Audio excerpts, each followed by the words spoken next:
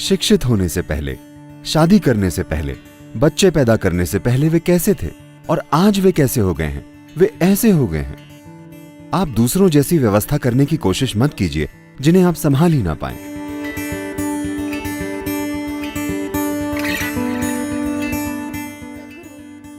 सद्गुरु, इंसानी शरीर में इतने कण, अणु और परमाणु हैं जिनकी संख्या कल्पना से परे है, और मन खुद भी बहुत जटिल है।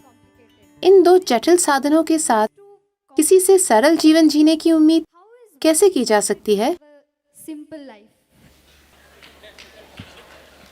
ये इस पर निर्भर करता है कि आप सरल जीवन किसे समझते हैं। अगर आपको लगता है कि अनाड़ी बनकर जीना एक सरल जीवन है, तो मैं इसकी सलाह नहीं देता।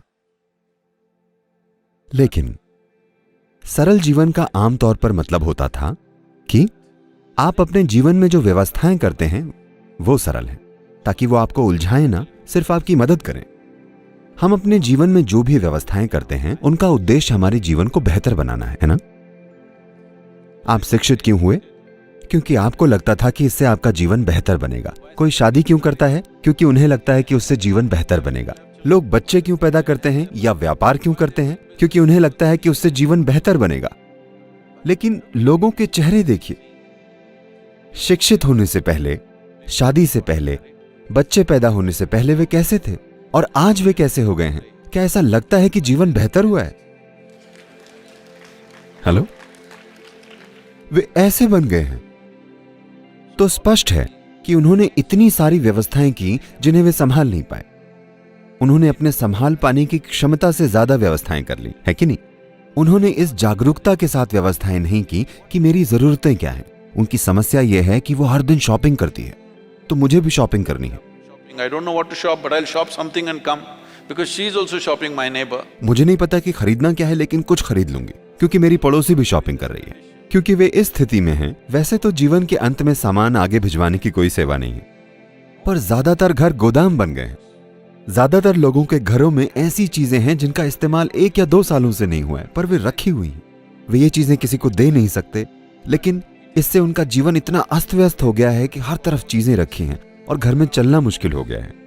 क्योंकि उनका घर बनाना, ये सभी चीजें खरीदना, उनका रिश्ते बनाना जीवन को बेहतर बनाने के लिए नहीं था। वे हर चीज का इस्तेमाल अपने जीवन को उलझाने के लिए कर रहे हैं। तो सरल जीवन का मतलब है आप उलझे हुए नहीं हैं। ये बहुत जरूरी है।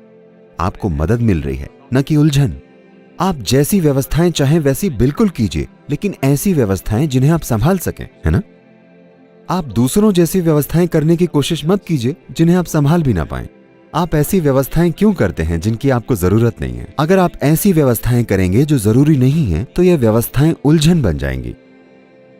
तो आपके लिए कौन सी व्यवस्था सबसे अच्छी है, आप वो व्यवस्था कीजिए। यही सरल जीवन है। सरल जीवन का मतलब ये नहीं है कि आप अनाड़ी हैं, ठीक है? आप जीवन को ऐसा बनाते हैं कि किसी भी पल आप जहां भी जाना चाहें जा सकें और जो भी चाहें कर सकें। एक मकड़ी जाल इसलिए बुनती है ताकि उसमें अन्य चीजें फंस जाएं। लेकिन अगर आप ऐसी मकड़ी हैं जो अपने जाल में खुद ही फंस जाए, तो आप मूर्ख मकड़ी हैं, है ना? और ज्यादातर इंसान इसी स्थिति में है।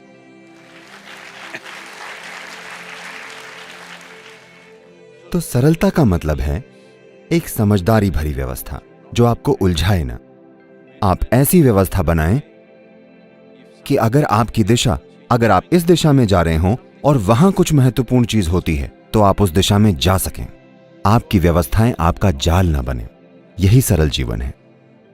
ये बुद्धिमानी भरा जीवन है।